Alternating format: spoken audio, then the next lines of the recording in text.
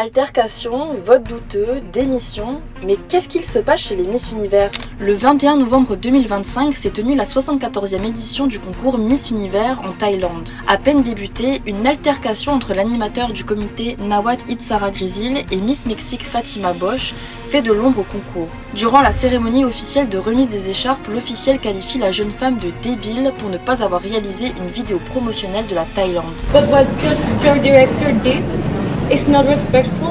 He called me dumb because he had problems with the organization. Suite à ça, le couronnement de Fatima Bosch fait polémique. Les internautes parlent d'une élection compensatoire suite au scandale.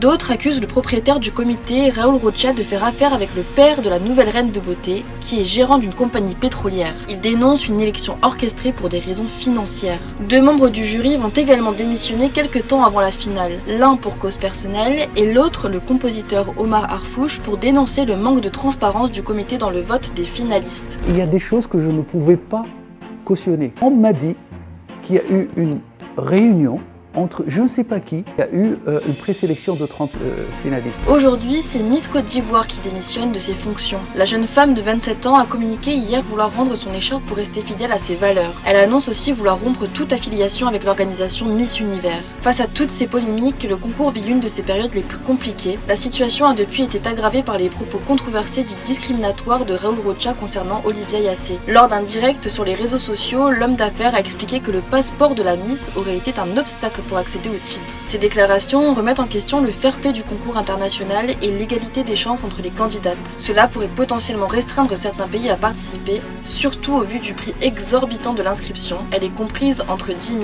et 60 000 $ selon les pays.